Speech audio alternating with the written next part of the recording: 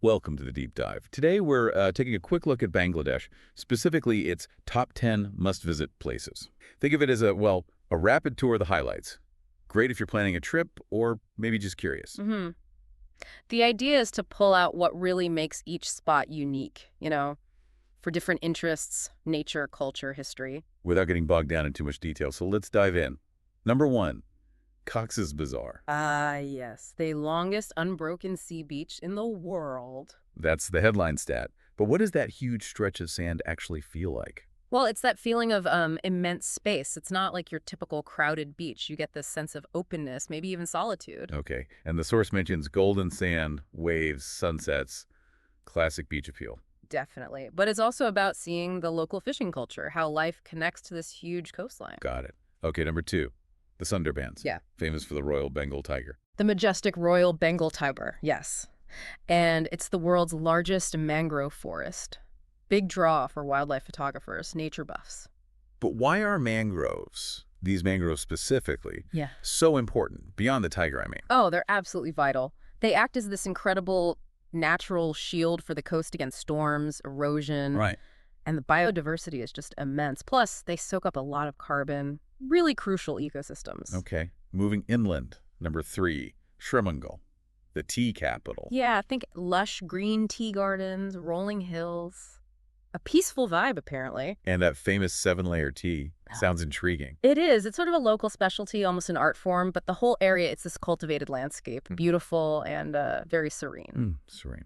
Okay, number 4 takes us to Rangamati, lakes, hills, and indigenous culture, That's the mix. Kaptai Lake is central. Boat rides are mentioned. and local handicrafts. So it's the blend of nature and culture here. Precisely.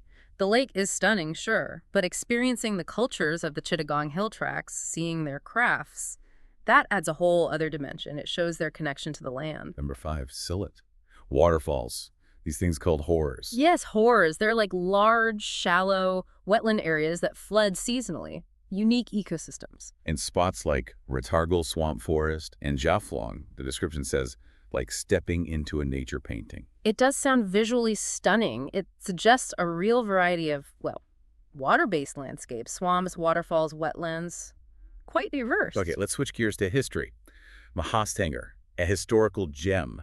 And ancient. One of the oldest archaeological sites, going back to the 3rd century BC. Wow. So what do we learn from a place like that? You get insights into really early urban life, how societies were structured way back then. Right It on. connects you directly to, the deep history of the region. Empires long gone. Fascinating. And sticking with history, number 7, Paharpur, the Somapura Mahavihara. A UNESCO World Heritage Site. That tells you it's significant. It was a major Buddhist learning center. One of the most important in South Asia, yes. A real hub for philosophy, art, intellectual exchange across the continent. The structure itself shows a lot about monastic life then. Incredible.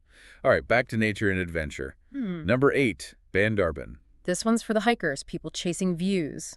Mentions Nilgiri Boga Lake. And the Golden Temple. So hills, views, a bit of culture. Exactly. You get the dramatic landscapes, the high viewpoints like Nilgiri. Boga Lake sounds quite mystical, nestled in the mountains, and the temple adds that layer of religious culture. Sounds like a contrast to the tea gardens or the coast. Definitely more rugged terrain, different tribal cultures too. Okay, nearly there. Number 9, Sonargaon, the ancient capital. Right. Old palaces, museums, Panam City. This one's clearly targeting history fans. What's the appeal of exploring an old capital? You can sort of trace the shifts in power, how the nation evolved, the buildings, the layout. They tell stories of when it was a major center for trade, for governance. Gives you that tangible link to the past. Makes sense. And finally, number 10, Lalbagh Fort in Dhaka.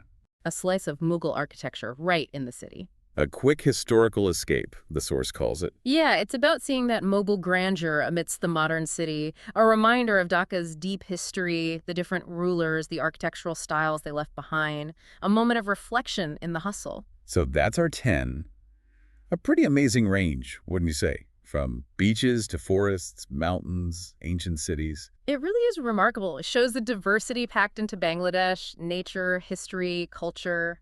It's all there. Definitely. It makes you think, doesn't it? Yeah. Which of these places grabs your attention the most? Exactly. This quick tour is really just scratching the surface. A starting point. Yeah. It leaves you wondering, What other stories, what other hidden corners of Bangladesh are waiting to be discovered?